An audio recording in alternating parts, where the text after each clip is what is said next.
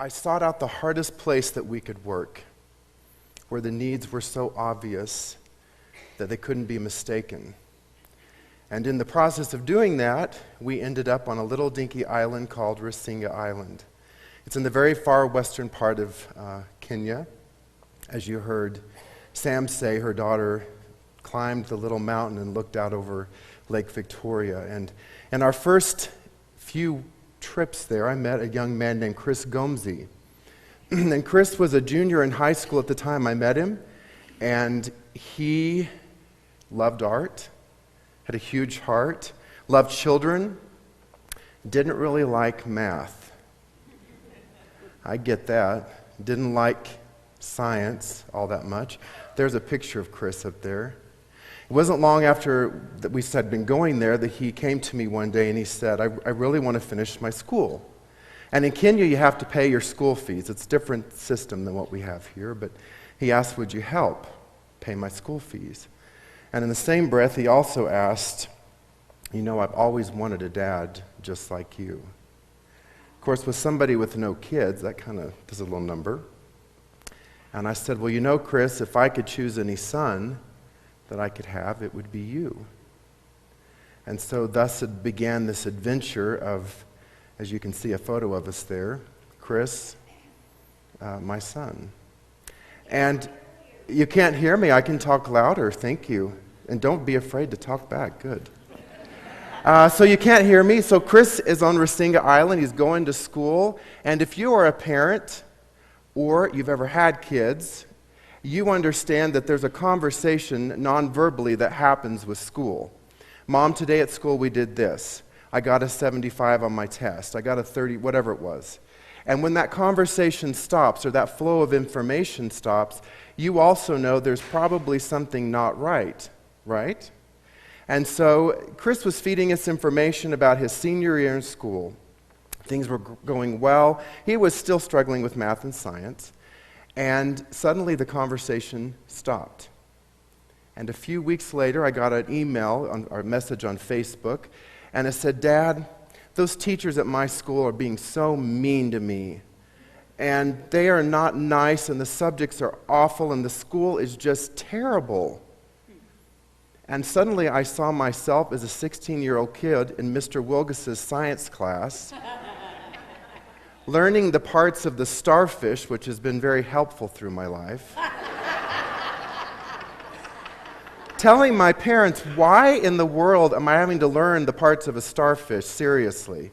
And he's this unfair testing, and the score wasn't right, and suddenly I realized that a parent-teacher conference was in store the next time I went to Kenya. And we did. And we sat in the hallway, except this time the shoe was on the other foot. I wasn't the pupil sweating it out. I was the dad, knowing exactly how the story was going to go because I wrote it and my parents wrote it before me. Some of you are laughing because you helped write that story before your children. And so we went in, the principal came, received us, we went in, and Chris said, well, I'll go in too. No, that's why they call it a parent-teacher conference, because the kid waits in the hall. And so the principal brought out a folder, as they have everywhere, started going through the absences, the low scores, the skipped tests, all of these things that contribute to what I want to call a dropout. And that's what had happened. He dropped out of school. And so I'm watching out the window of the principal's office with this kid, Chris, pacing back and forth, the sweat running down. I know how he feels because I was there. And so we call him in. I said, what part of the story would you like to change first? The part about them being mean, or the part of it being that you were here? So I spoke clearly to him.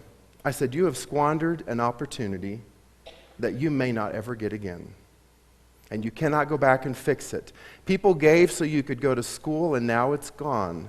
And you can't change that. But you will repay it. And I said, every Sunday from this point forward for the next 6 months, you will come to this school and you will teach art for 2 hours every Sunday. And he looked a little bewildered, and I said, that is your repayment. It's something I call Kathatica. And so every Sunday he did. The first Sunday he had 7 students in his art class. Now Kenya's a place, not only do they struggle in school just to have chalk and those types of supplies, but certainly there's no art education and certainly no art teacher. And so by virtue of the fact that he had an assignment from Dad that he wouldn't be a minute late for 6 months, suddenly he went from having 7 students to having 125 students twice a week. He repaid that. He didn't meet for 6 months, he met for a year. It's interesting to note, he would say later, art saved my life. He dropped out of school, moved to Nairobi, and he got involved in things he shouldn't. I sat down with Thanksgiving dinner with him, and I said, so where does this story go? This is your life story, you get it only once. And he said, I want to go back to school. I'm thinking to a senior year. He said, no, I want to go back to school to the 9th grade and do it right. And I said, that's very admirable. I wouldn't do that if I were you, but you do what you want. And I said, you're going to pay for every bit of it with your painting, all of it. And he did. And the first day of school, he announced he was forming the Rasinga Island Artists Guild. You saw a photo there of Chris painting. And he gathered students in the community, started meeting together every Sunday to bring artists together to make an impact in the community. Impact, again, this word, Kathatica. Over time, they met for 2 years, and last year he came to me and said, Dad, I have a new dream. And he said, I want to start a Kenya National Artists Guild called Kathatica Arts. He wanted to bring artists from all over Kenya together with the purpose of being of service to your community. Now, when I told you that Chris says that art changed his life, I would agree, but I'd also agree one other thing, that it wasn't art that changed his life. It was a small thing called Kathatica. And when we are in service to others, there is something magical, undescribable, and there hasn't been a word until today that could describe it that happens. And it's called Kathatica, the infinite impact of service. I'm delighted to reflect on a verse today, Galatians 6:9. Let us not become weary in doing good, for at the proper time we will reap a harvest if we do not give up. Now, this isn't a new verse to us. In fact, it's one of the beloved's, the body of Christ's, favorites. For those of us in the crowd who have a little gray hair, you have been working and serving, some of you, all of your lives. You have given, you have gone, you have supported everything that came along, and maybe you have never been told, thank you. In the words of my parents who are in their 70s, the best is yet to come, and all we have is to offer our service.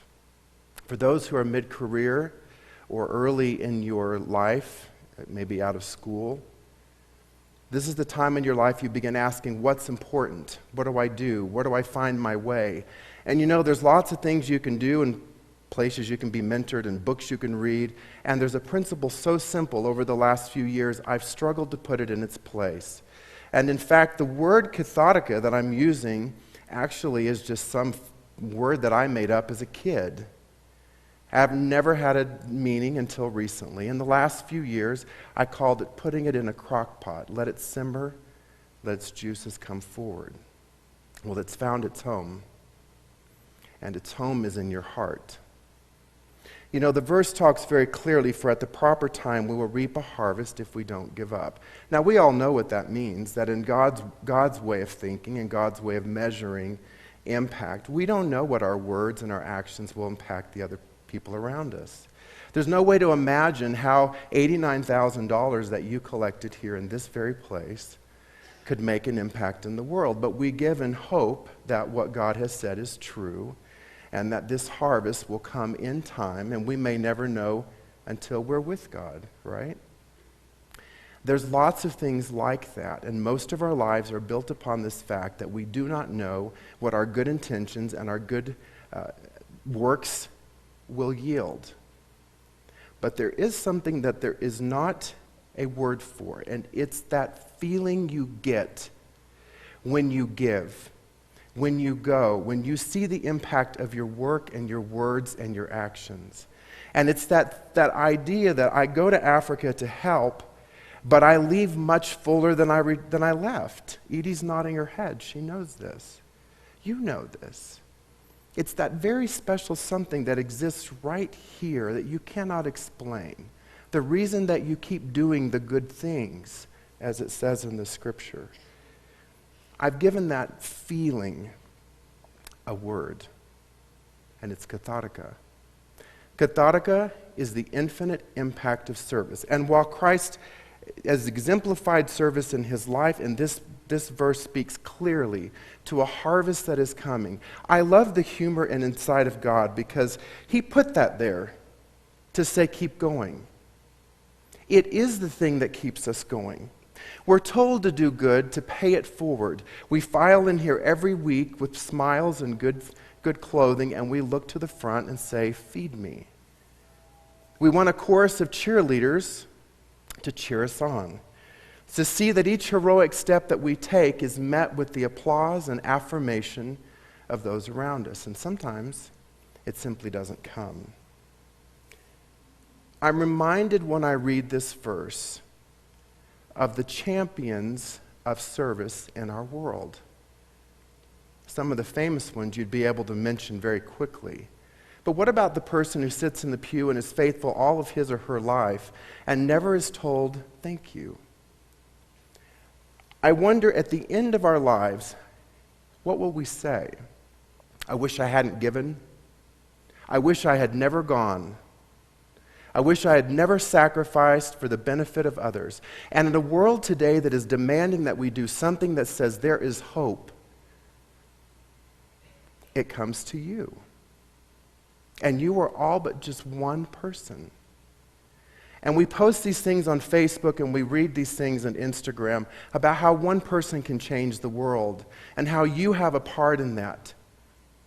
And yet that built-in mechanism that God put inside your heart that says the reason you overflow when you give is because it's me. The reason you go and you give and you do when you're tired is because this verse says there's a harvest coming and I'm going to give you a nugget of that in your soul.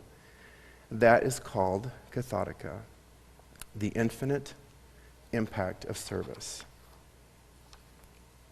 Today I'm here to do a couple of things. First, I'm here to say thank you. When you watch on the screen, and Edie's been there, when you watch on the screen and you see those books and that hollowed out canoe, and you see that goat in there with them, contextualize it a little bit, you know. That happened in part because you all gave.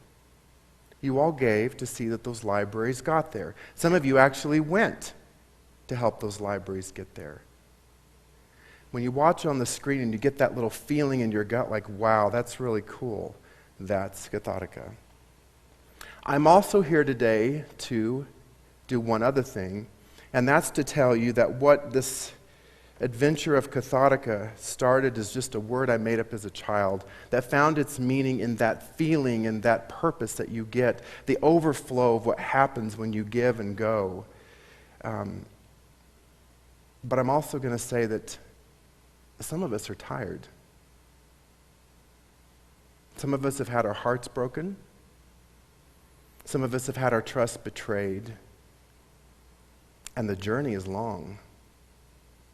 And if you listen to the messaging of this world, and if you watch the things that are going on, you might even exchange your hope for something else. I am happy to say that today, here, I am launching the purpose for the rest of my life. And that is to remind people that hope exists. And it's not just the light burning at the end of the tunnel. Because it's not enough to tell people that there is a light burning unless you also tell them how to find it. This morning, you're here for some reason. You've come here for something. Doing good means shouldering the responsibility of shepherding, of guiding, of consoling, and defending the vulnerable, reaching out to the shutouts and the shut-ins. Your future has hope, doesn't it? I love this idea that something so small like Kathatica could actually affect Chris, give him a purpose for living, give him a reason to do what he does. Saved his life, he said. And I ask you this morning, what is it that Kathatica needs to do for you? If you have given all of your life, if you're just started giving, I want to invite you to the place of replenishment. That hope would be flowing within you so much that it would be dripping like honey as you meet people around you. We have an opportunity to be reminded of this hope this morning, and it's called communion. When we take communion, I hope it is literally that you are communing with the God of the universe, that you are being reminded that the light at the end of the tunnel is still bright and burning, and that you are a part of the way of showing others how to find it. I love this idea that when we find and cherish that thing called Kathatica, the infinite impact of service, you benefit. The people around you benefit. And like Chris, it may just be the thing that saves your life.